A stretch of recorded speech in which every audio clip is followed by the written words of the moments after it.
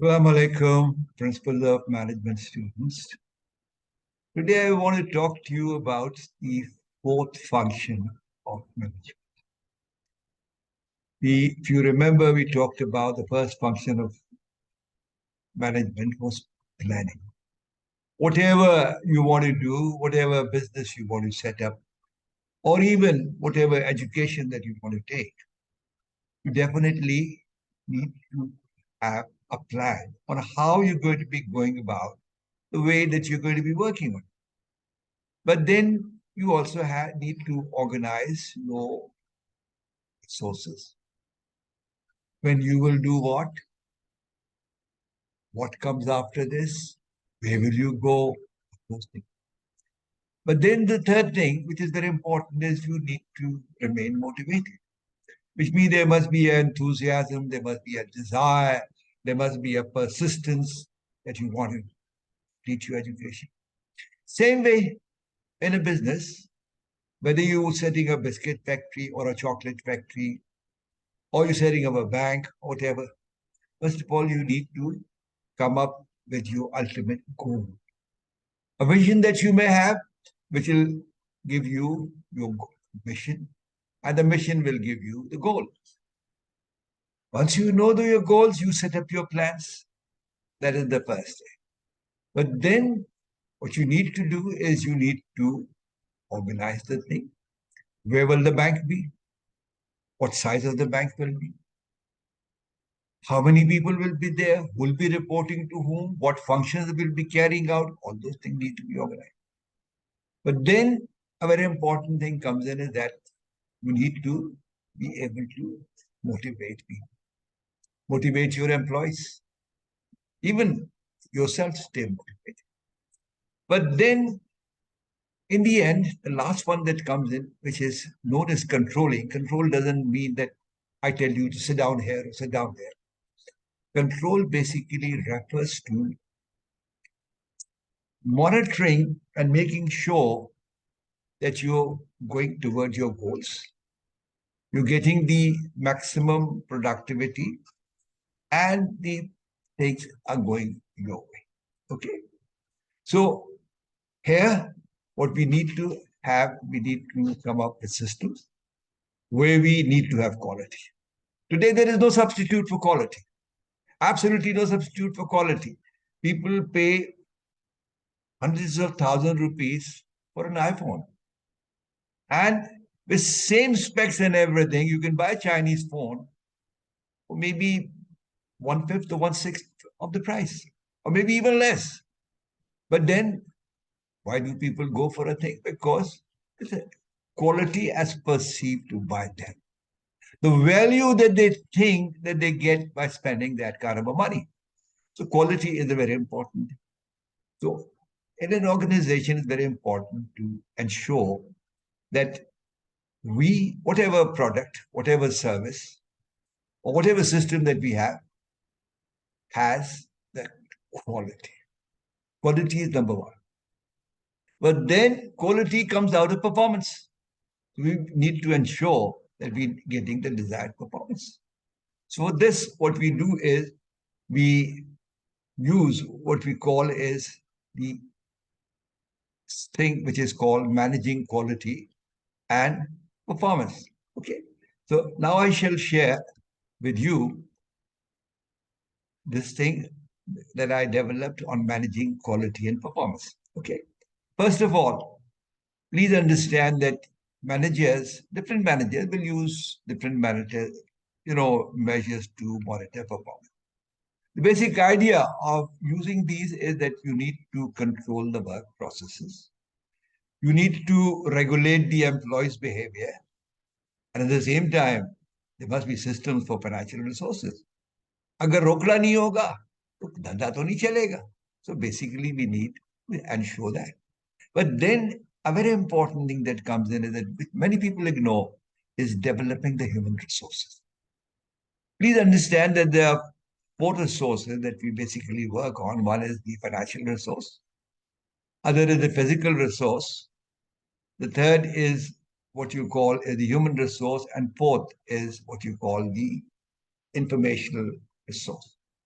Now, informational resource, as the technologies come in, as the artificial intelligence is coming, is something which really can be expanded. And those organizations who work on expansion of the informational resources are generally the winners. But remember one thing, another important thing is that humans have a potential which is, so big, so much that, like I mentioned, you can do almost anything. I mean, think of it, Pakistan, which is a poor country, but because we decided that we wanted to develop a nuclear bomb, we didn't develop a nuclear. Who developed the nuclear bomb? It is the human resource who worked at it, were creative enough, and is enthusiastic enough, and good. And lastly, which is a very important thing, is that in controlling, we need to ensure profitability. If you're not making profit, why the hell are we? Let's get out of it. We're not a non-government or a non-profit organization. So basically, we also look at this thing. Then comes in, there are three kinds of control. One is the feed-forward control, second is the concurrent control, and the third is the feedback control. Feed-forward control is basically when you anticipate the future, you look into it, and you come up with a preventive control of what could go wrong, how it could take, or in the case of contingencies and emergencies, how would you operate? Second is the concurrent control, in which you assess the work, activities, look at the performance standard, look at results that are coming out, and then you make to sure that the work activities are producing the desired results, right? Third is the feedback control, which focuses on organization's outputs, also called, which is called the post-action or the output control. Now, feed-forward control, as I said, attempts to identify and prevent deviations. We work on it, focuses on human, material, finance, and all these things. Concurrent is we monitor the employees for consistent performance. Performance, like I said, is essential. And the feedback control focuses on the output that we produce. And sometimes we call it the post action or the output control. Now, one thing that comes in is what we put it over here in picture, feedback control, pre-employment, drug testing, etc., etc., etc. All these things are there. It'll make an interesting thing for you. All these things are mentioned. First is based on inputs. Second is based on outgoing processes. And the third is based on the outputs. Okay. A very popular system that organizations use to establish the, ensure that quality and performance is there, known as the feedback control. It has four steps. First of all, you establish the standards of performance, how much you want to sell, what kind of rating that you need to have. If you're running a television channel, what kind of rating do you want to have? If you're running an airline, what kind of a service level that you would like to have? So whatever thing is, you decide where you want to be in future. Then you go on with measuring system. Every week or every month or every 3 months, you get together and you measure what have we done? What's been the actual performance? And then the third step, what you do is you compare your actual performance with the standard that you had set up. Now, if there is any, deviation, then you need to take corrective action. If you're not getting over there, why are you not getting over there? What did we go wrong? What we should have done? What have we missed out on? All these things have to be taken in consideration. However, if you're getting there and so on and all that, then you don't need to take anything. Just relax and keep working on it. And if you're achieving more, then for maybe you can also go back to step one and raise the target that you set up. Maybe you set up a lower target. So this thing is also known as the feedback control model. Understand? I hope you are clear about it, but even in your life, even in your thing, at the college you come and you establish a standard. You want a A, you want a B, you want a C, whatever. And then the first hourly, second hourly, you look at the actual performance. And then you say, this is what I wanted, this is where I am. then you need to take what you refer to as the corrective action. This particular chart describes it very well. And, same thing that I talked to you about, it's given over here. And this is how we work on it. Okay. Then there is another thing in the modern time, which is called the open book management. It's not very popular in Pakistan, but many of the, like more enterprising companies in Pakistan, possibly, I don't know of any, but they may be following. What you do is they have a decentralized philosophy. Everyone employee, gets every employee thinking like an owner. And information is shared where we are doing, what we are doing, whether making money or making losses and so on and all that. It employs to see the financial condition of the company, the performance of the company, and how and what we can do. And now this is something which fits into the organizational success. Like I said, it's a popular thing in many of the Western countries. Here, lots of people are scared of this. How can we open the books and all that? They don't want. I mean, like, let's be honest about it. In a country like this, where only maybe 10 or 15% people pay the taxes. So how can they have open book management? So, but by and large, open book management is something which has produced absolutely superb results. The companies that have done it. Okay, if you have a company in future, you must think about the open book management. This is a listing the book has given. I copied it down for you. Open book management allows employees to see for themselves through charts, computer, printouts, meeting, etc. Financial condition of the company, performance of the company. Open book management shows the individual employee how his job or her job fits into the big picture. That's a very important thing. What it gives you a lot of importance. Finally, the open book management ties employees reward to the company's overall success. If I don't have any more years to go on, but if I was, setting up a new company or something, I possibly would like to go for open management. Very important thing, which is called the total quality management. Now, once again, I have told you that in today's world, we live in a world of lookalike products and lookalike services. Because of technology, it's become possible for anyone and everyone to make a similar kind of a product. You understand? Times have changed. It isn't that Avia was the only company that could make a PET bottle in which they could, sell these bottled water. Today, you go into Orangi, Korangi, anywhere, people are making PET bottle and doing it. So quality, like I said, is the number one thing which makes people decide where they want to. Now you have a company. You want to ensure that the quality is being maintained. Now this is once again a decentralized control philosophy, which is called the total quality management. Now here what you do is you set up the quality circle. 4 or 5 or 6 people who are not directly concerned with one department or the other. They overall look at the working of the organization, meet maybe every week or maybe 15 days, and look at how the working is going on and see where the quality can be improved. Then there is second thing called the benchmarking, which I will show you in a chart also, where you take your biggest competitor and with that you set up your benchmark. This is where we want. Then Six Sigma is another very ambitious program in which you try to reduce the wastage minimum. So, they said Six Sigma 3.4 products per million, but let's forget it. Whatever number that you come up with, Six Sigma is working well because you're going to decide. If you're making 1 million products, how many products out of this could be the bad products? So, or think that what would be the failure time and so on and all. Then there is the quality partnering, in which various departments work on, and they work on the processes and so on and all.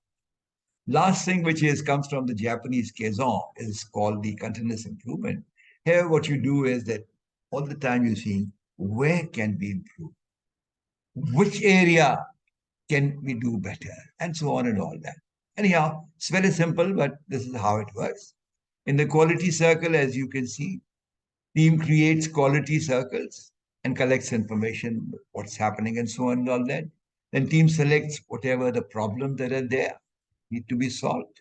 And then team collects data, analyzes the problem, and then team selects, recommend the solution. Decision is obviously taken by the top man. Okay.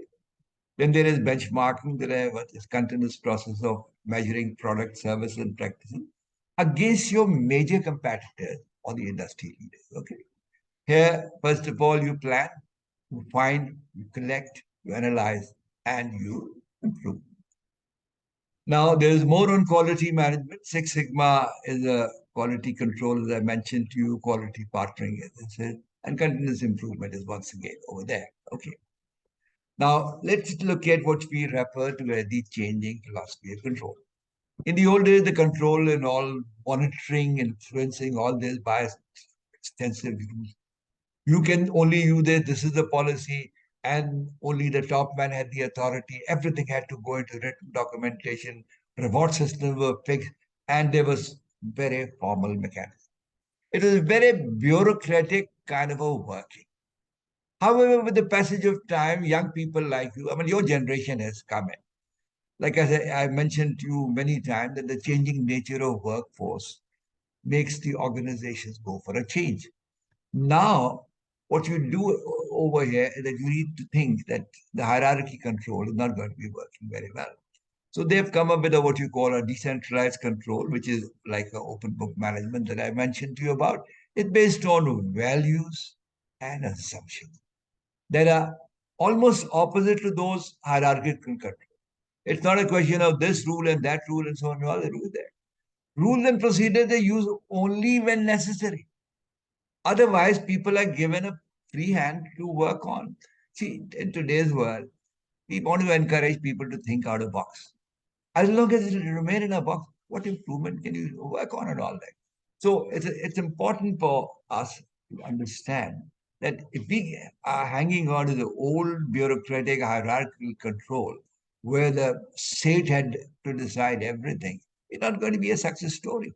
We live in a modern world, we live in an open world with a open communication and all that thing. And we live in a world, we believe, we don't believe in the theory X, we are believing in the theory Y. We feel that people want to work, people are motivated, people will do things. So it's important that we. So as you seek it over here, control philosophies, rules, philosophy, policies, सेठ साफ करेगा, अरे लिख के दो बगैर उसके कुछ नहीं होगा, अरे 2 रुपए मिलेंगे तुम कुछ भी कर लो, reward system fix. In the decentralized control, you go in for the social, changing social trends. You go with the cultural value. You go with the tradition. You go with the shared belief. You develop trust. You make people in the organization feel that they belong to the organization. Decentralized control basically works on that. Okay. Then a very important thing that comes in is the balance scorecard. Now, this thing is very important because in a company or any organization, it's important to, like in a cricket, you have a scorecard. Who's bowled how many overs, who's giving how many runs and so on and all that, who's scoring well, who's not. On that basis, you make your decision. This balance perspective of the company performance comes through a balance score. It shows various areas of the organization. Managers record, analyze, and discuss the metrics. It serves as a core management control. Okay. Now here they put it into four. First of all, the financial. As I mentioned to you, what your income is. Are you making profit? If you decided that in 3 years' time or 4 years' time, your company will start making profits. So in the balance scorecard, the financial system shows how have you moved? Where are you going? Where are we losing the money? All the financials are put up over there. Then there are what you call is the customers. How do your customers feel about you? Are you getting more customers? Are you getting negative things? Are you getting positive things? And so on and on. Then it also works on the internal business process. In the internal business process, you need to know what is working, what is not working, and so on and all that. And then a very important thing that comes in this is what you call a learning and growth. The balance scorecard tells you what have we learned, how are we growing. Because remember, if you're not growing, if you're not learning, then you're not going to be in business for very long. So it is important that we work on learning and growth. Okay. I mentioned to you about the hierarchical versus the decentralized approaches. Once again, continuous monitoring behavior through rules, policies, decentralized code based on value. Culture is adaptive, uniting individuals and teams. Like I said, if you don't feel that you belong to an organization, then it's a very little likelihood that you're going to be working for that organization. Now, this is something which is the quality program success. Let's look at some of the positive things. Tasks make high skill demands on employees.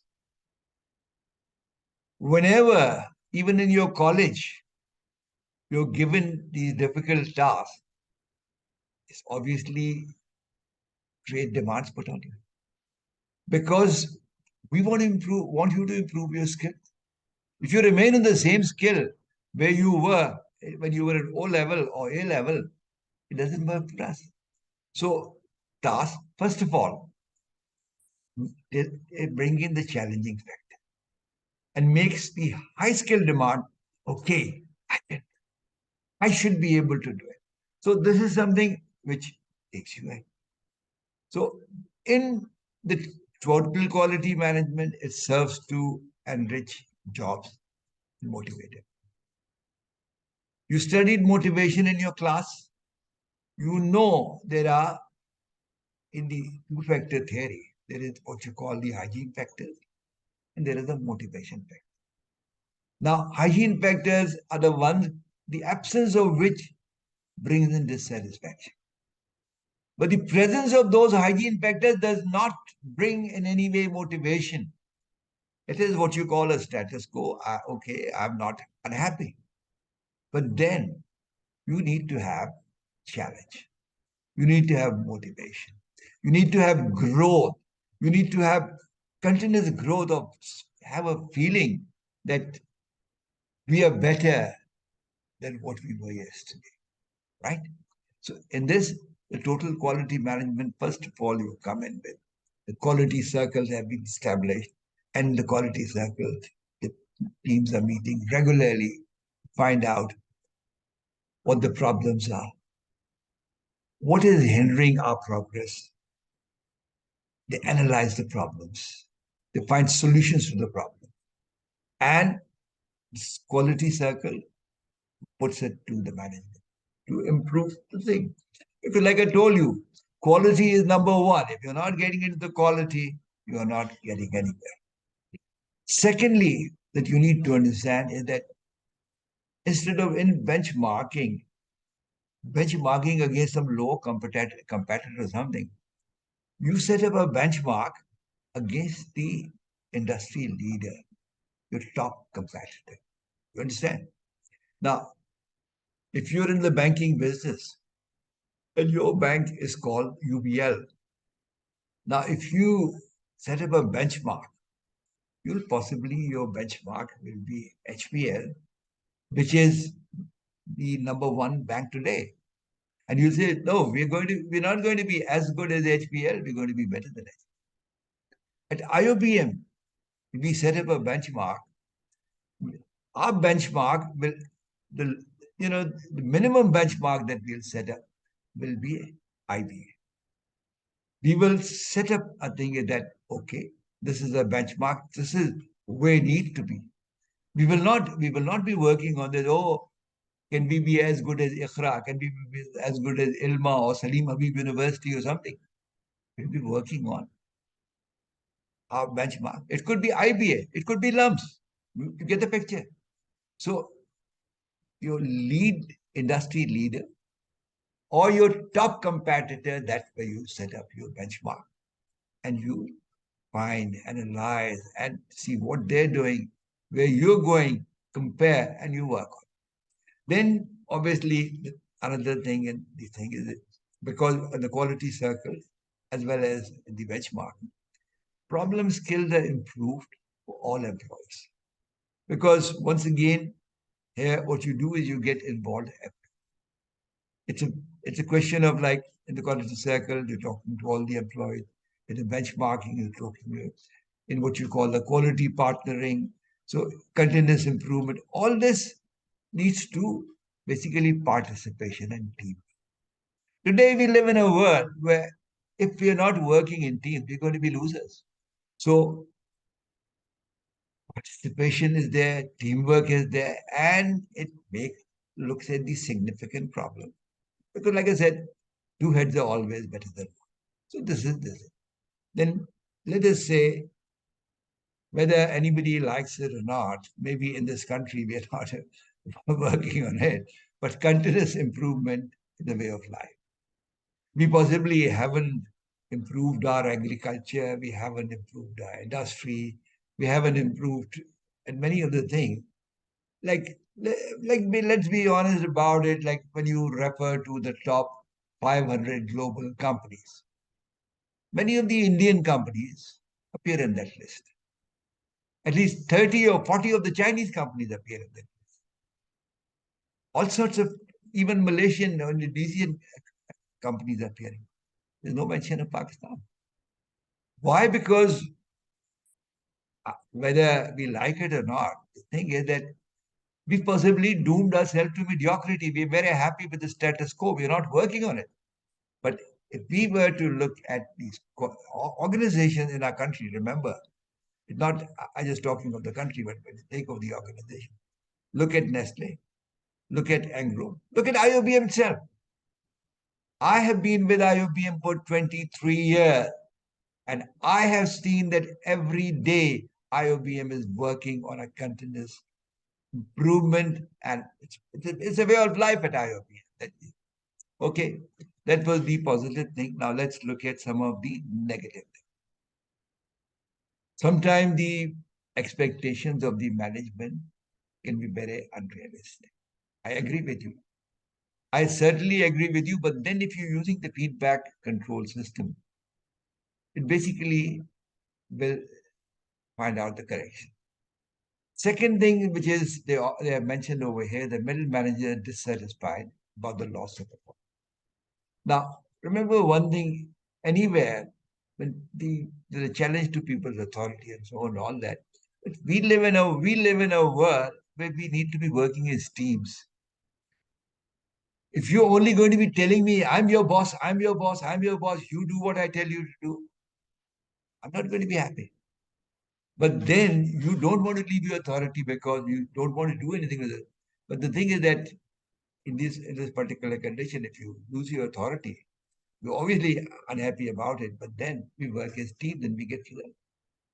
Sometimes workers are also dissatisfied with other aspects of the organizational life. This is an important thing that we often need to look at, consider, and so on and all that. Then there are obviously union people and so on and all that. And sometimes what happens is the managers wait for big, dramatic innovations. Now, obviously, innovation doesn't come out of nothing. So by and large, this is one of the things that we see over here.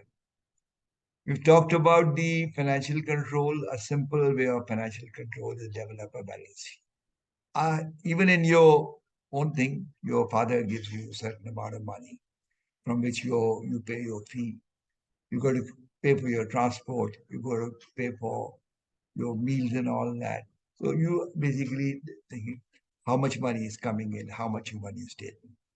But if you're doing some business or something, you need to come up with a profit and loss statement, which highlights your financial performance, which is a very important. Okay. So this is it.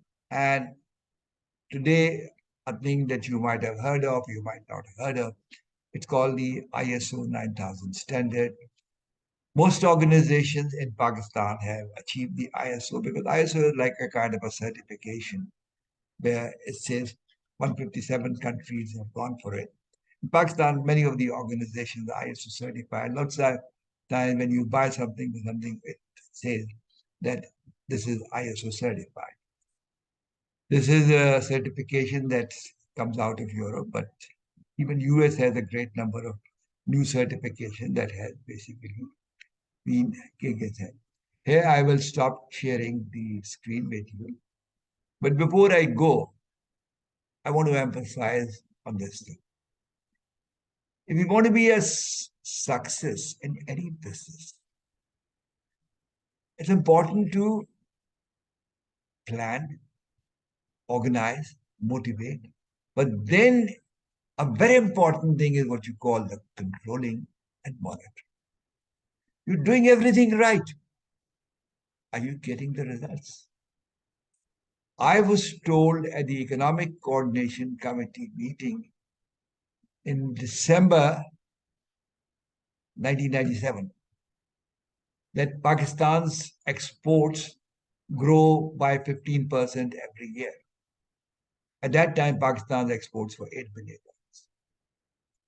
Now, Pakistan's exports, if you look at that, possibly have not grown by 15%, they've grown by 2%.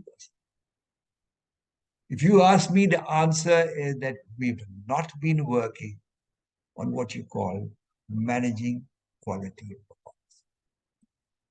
We've been thrown out of most of the markets, either because of the price competition.